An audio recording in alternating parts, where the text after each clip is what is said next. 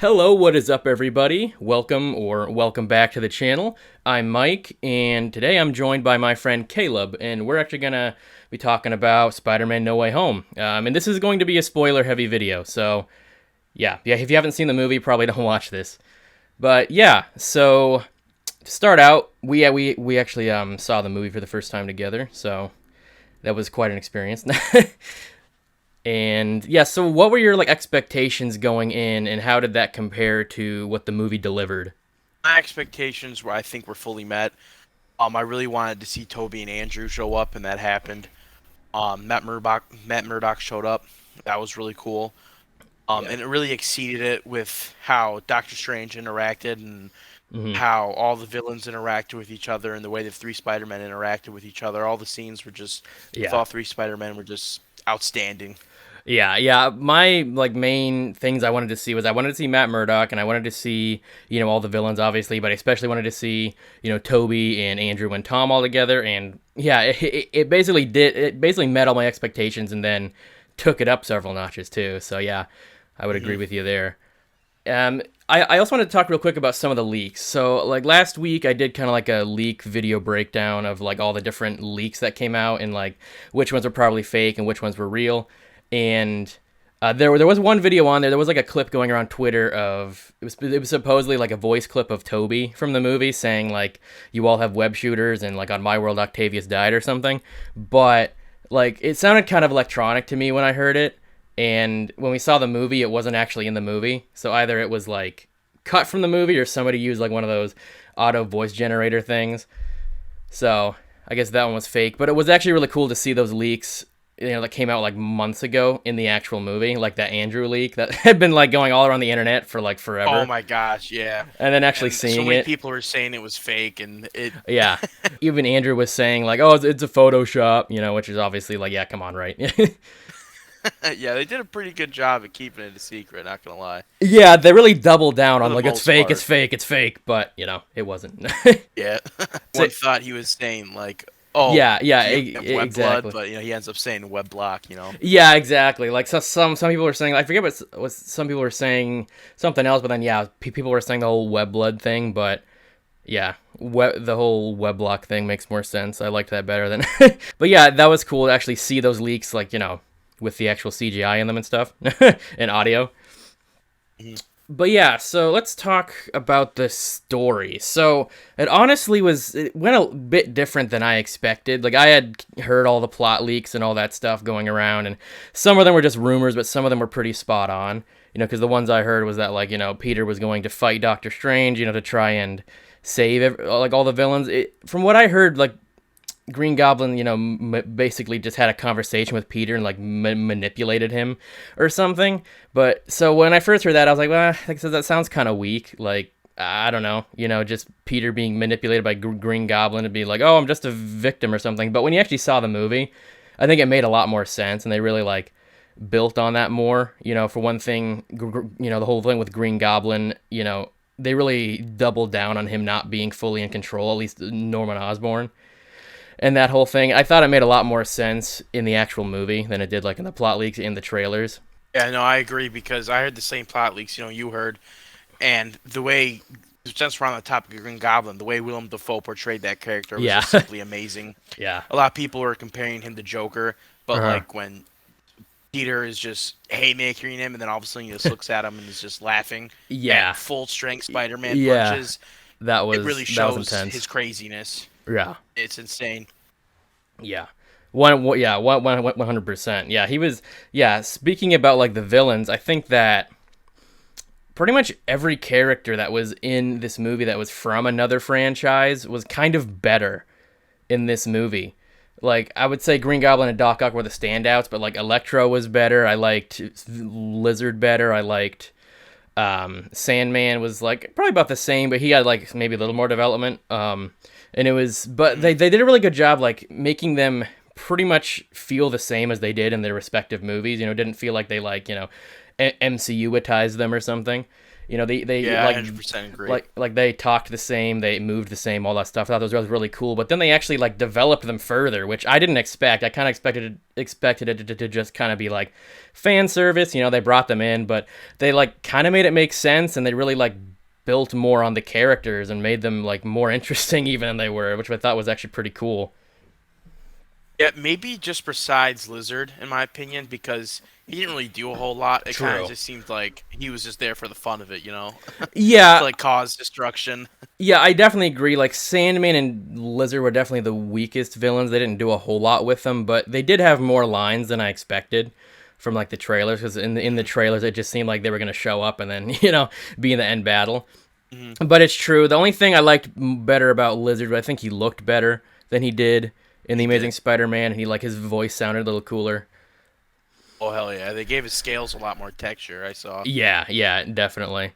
So yeah, that was cool. The villains were awesome. A lot more layered than than I expected, and really just the whole thing. I wasn't really expecting the whole thing of them curing them at the end. You know, from all the plot leaks I heard, I thought they like Peter was gonna mess up, let them all escape, and then he'd have to fight them and send them back in the end. But it was a lot more complicated than that. Yeah. And I have to say, like at first, I was a little annoyed that May was like getting on Peter's case so much about helping them because it's like these guys are psychopaths, you know, they like killed, but she's all like, you have to help them, Peter, but then by the end, he actually is able to like cure them and help all of them, and it turned out that all of them did kind of have like mental issues or they weren't like fully in control, so that made it like really ring true a lot more than I expected. Because they all pretty much turned into good guys at the end, besides Green Goblin, of course. Right, but even Green Goblin, once he got rid of the Goblin, it was just Norman, and he was like, Yeah, "What? yeah, What yeah. have I done?" But yeah, let's talk about the actual like Spider-Man. Like all three of them showing up. That was like I definitely expected them to be in the movie because of all the leaks and everything, but Mm. I didn't expect them to be in it like as much as it was. Like the last half of the movie is basically like a Spider-Verse movie. Like, I like I said earlier, I really like how they were all interacting with each other and how they were talking about like each of their own like movies. And Andrew was like, "Oh, I never fought an alien," and yeah, when they were all swinging together on the Statue of Liberty and all hit on the yeah. same web, and That it was that was gorgeous. It that was really probably was. yeah, that was probably my favorite scene. All three of them like swinging together like that. That was so cool. That was like the kind of thing you like I never really expected to see in my lifetime. That was pretty crazy. Hmm. And I think that yeah, all three of the actors had like really good chemistry with each other for like actors who'd never worked together. It just felt really flawless. It didn't feel like forced like it could have been. Yeah, and Toby was like the same Peter Parker that Yeah, we've loved since 2002. yeah, Like it was great. yeah. You Yeah, definitely see Andrew kind of portraying a bit more of a mature Peter Parker, yeah. but still a little goofy guy that we love. Yeah, yeah, exactly. I really enjoyed Andrew in this movie. I was never like the hugest fan of his version, but I really liked him in this movie, and yeah, he was Mm. he did a really really good job in this movie. It was all just really good. As like a Spider-Man fan, I think pretty much everybody was pleased, no matter whose Spider-Man is your favorite. They really gave each of them a moment to shine. Like it was obviously Tom's movie, but they didn't really have any of them like outshine the other. They more just like worked together and everything, and that was really cool. I agree. This trilogy kind of felt like a really long origin story Yeah, because the way No Way Home exactly. ends, of him be finally like everyone forgetting about him, Yeah, and the way he exactly. kind of just becomes his own person for once with nobody really to rely on. Yeah. And I believe that the college trilogy will really be the Oh best yeah. Spider-Man Y- trilogy ever y- made. yeah, the way this movie ended, it really set up like what could be the perfect Spider-Man, movie trilogy or series or whatever.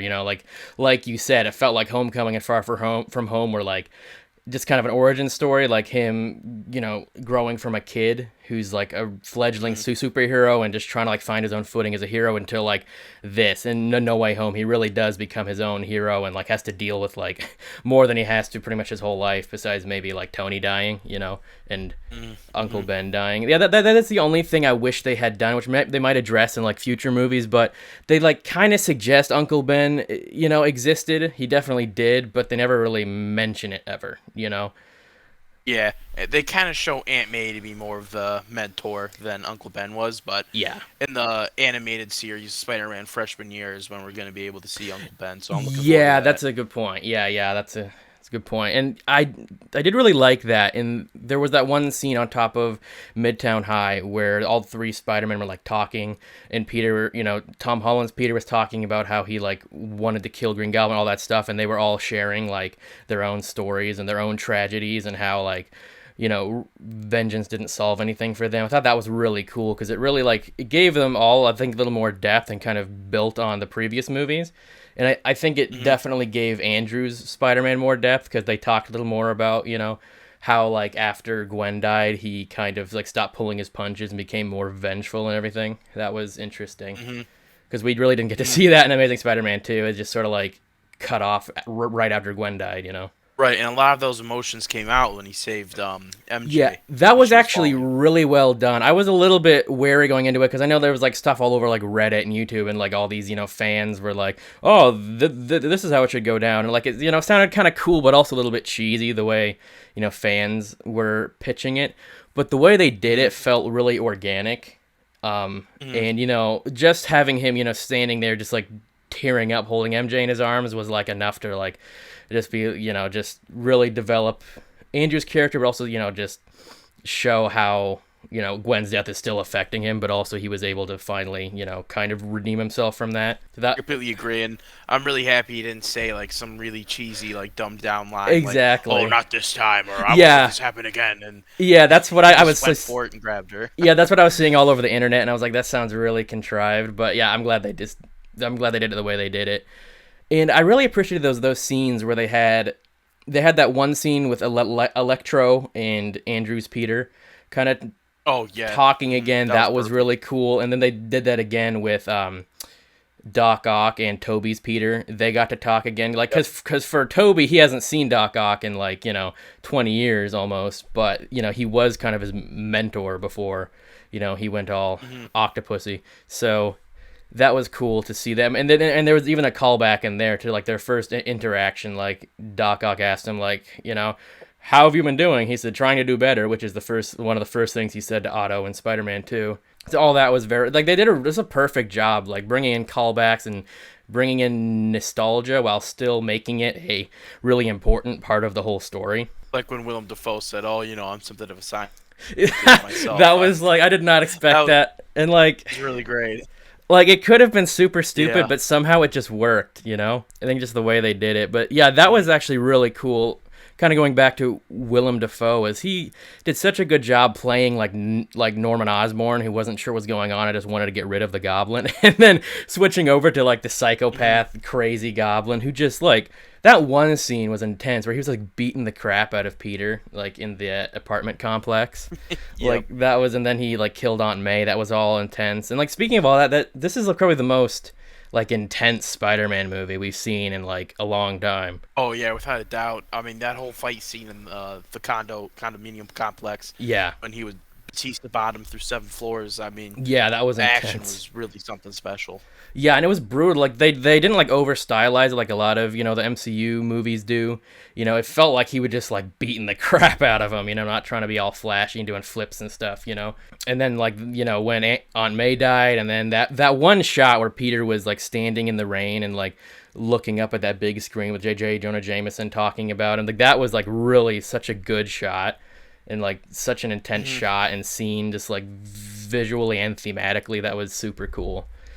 And even just the end, you talked about a little bit where Peter was just like beating the crap out of Green Goblin. That was pretty cool to see. Like at the same time being like really intense because he really wanted to kill him. And I wish they could have done a little bit more with J. Jonah Jameson. We're gonna see him in the future, of course, but I wish they would have showed him off a little bit more. And I really hope that in this next trilogy, Peter picks up his photography. That would be pretty funny considering like how much he hates Spider-Man. Like he knows he hates Spider-Man. He's like, I'm just gonna give him pictures of me. I don't care. I just need the money. Right, exactly. And I hope that's what happens. Yeah. I will say one thing about that one scene where Toby got stabbed. Like I thought that was a really cool scene. The way he like stepped in there and like stopped Tom's Peter from killing Green Goblin. Well, I'm happy he didn't die, just because some people were saying like, oh, it would have brought his character closure and stuff, but I don't think we really needed any of that. Because at the end of the Spider-Man 3, being Spider-Man. Yeah, there's really nothing. And it seems the same, and they even talked about how he and MJ finally made it work and everything. It seems like he's just it kind of seems like he's Spider-Man from like Into the Spider-Verse, but yeah, exactly, with his life way more together, So I don't really think he needed closure, like, because his world still needs Spider-Man and everything, and he's only like supposed to be like his 40s and that, so. But I do think on the one hand it would have been probably like a more intense scene, if he had died and like made the ultimate sacrifice so that Tom Spider-Man doesn't become a killer. But on the other hand, it is a bit cliche to have like a hero stand for like turn his back on the villain to save somebody and then get stabbed and die. I feel like that's a little like overdone in a lot of these movies. So I do think that it kind of almost subverted expectations to have him survive and like kind of just shake it off. No, I agree. But yeah, so ultimately, I am glad he survived. But yeah, let's talk about some like the cameos and Easter eggs. Like we did talk really quick about Matt Murdock being in it, which I was pretty sure he was going to be in it, especially after some of the leaks that came out like a month or so ago. Hawkeye. Mm-hmm. Right, yeah, with Kingpin and everything. So same actor for Kingpin too. So I did maybe expect a little more of a I expected like a court scene or something with him, but apparently they didn't even really need to go to court. So, but that one scene was really cool. The way that he was Peter Parker and Matt Murdock finally got to meet. It was pretty cool too, because Charlie Cox had been talking about it for like the last year. Whenever somebody asked him in interviews like who would you like Daredevil to team up with, he's always like Spider-Man, and even mentioned Tom Holland's version specifically. So that was pretty cool. And that whole scene, he really loves playing the character. Yeah, he does, which is really cool. He really seems like a fan, which is awesome, and he's like a big Spider-Man fan, so. That was cool, and the way he caught that brick too was pretty.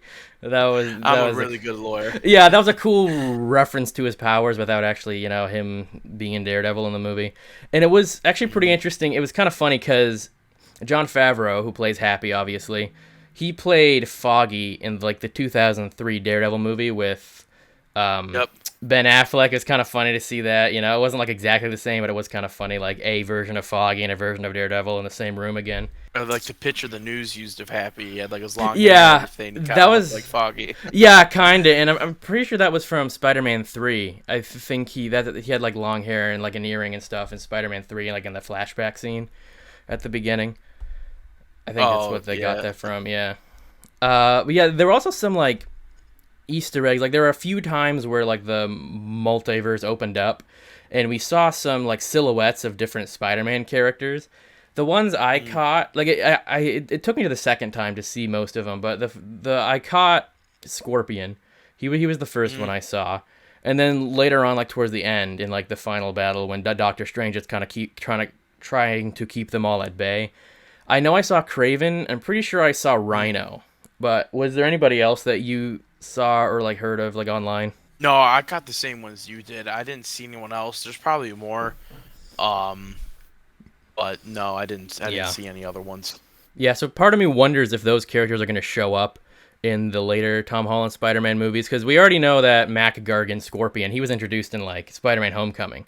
So I'm guessing he'll come back, and probably Vulture too at some point. Right, and we're getting a Kraven solo movie. Exactly. So I'm wondering if that's going to be like, I wonder what that's going to take place in, if it's going to be like a solo movie kind of like Morbius and Venom, or if they're going to roll that into the MCU somehow. But and then they're somehow like making their own Sinister Six, I'm pretty sure. So yeah, that is something I'd really like to see in like a future Tom Holland movie, is to have like an actual Sinister Six. Like we kind of got a version of it, but there's only 5 of them in this movie. Right, yeah.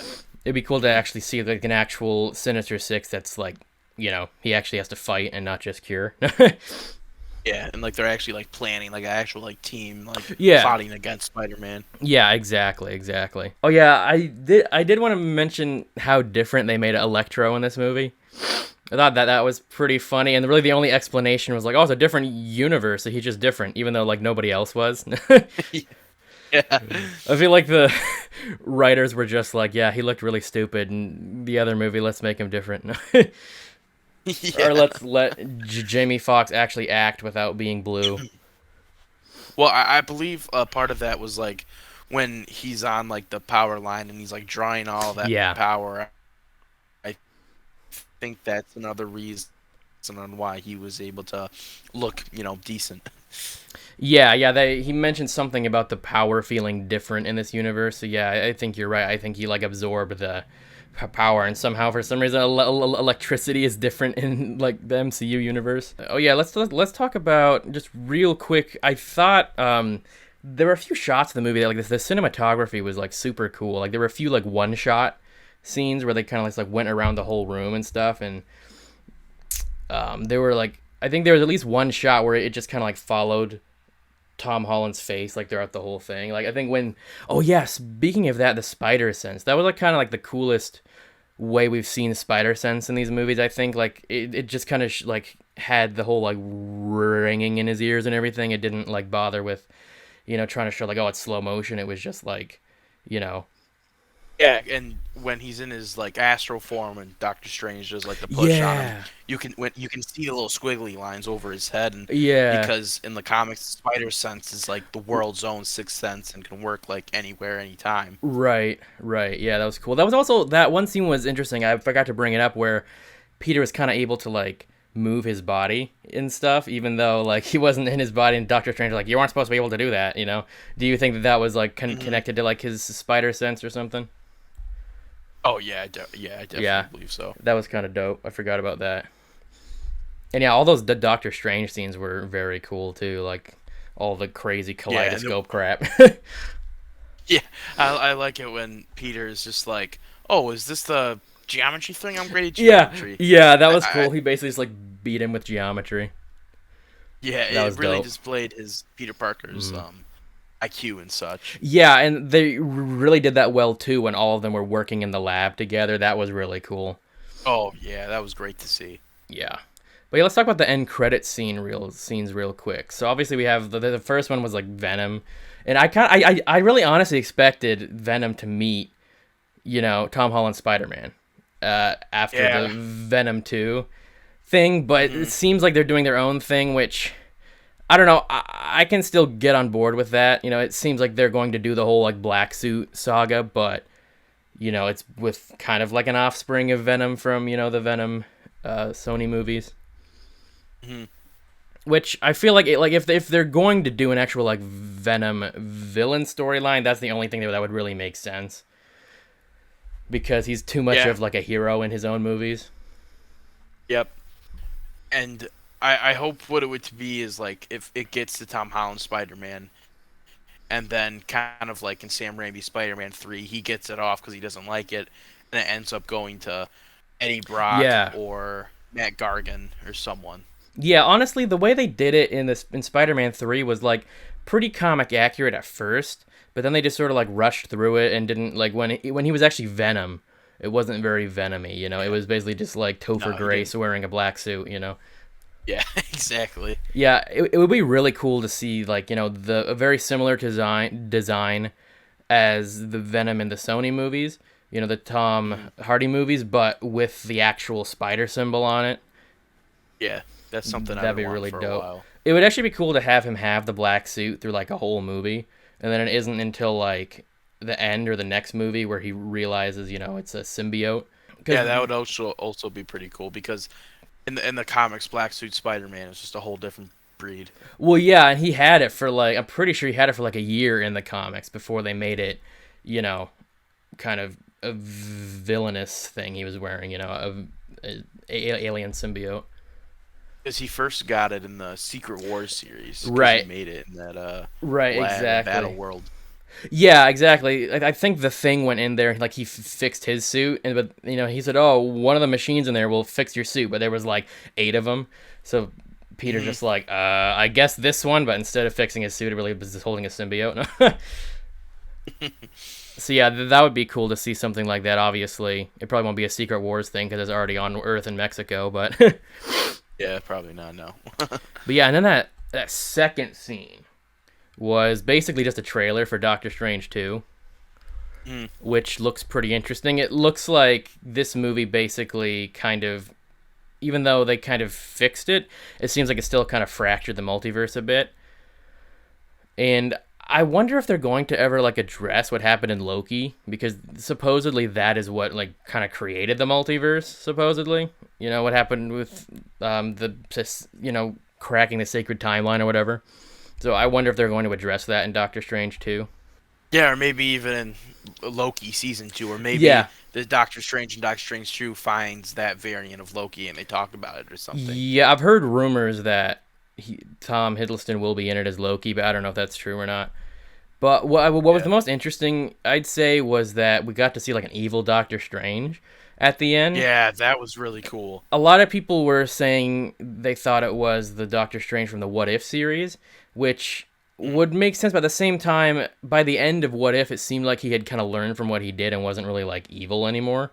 So I'm not sure how that would work, being the same version of Doctor Strange. When we see Doctor Strange getting power from all those creatures and such, yeah, a lot of time has passed. So maybe there's something in between that time period that caused those to connect or something. But, yeah, that's definitely possible. Yeah, but it will be very interesting seeing an evil Doctor Strange in live action, because it was pretty dope in the What If series.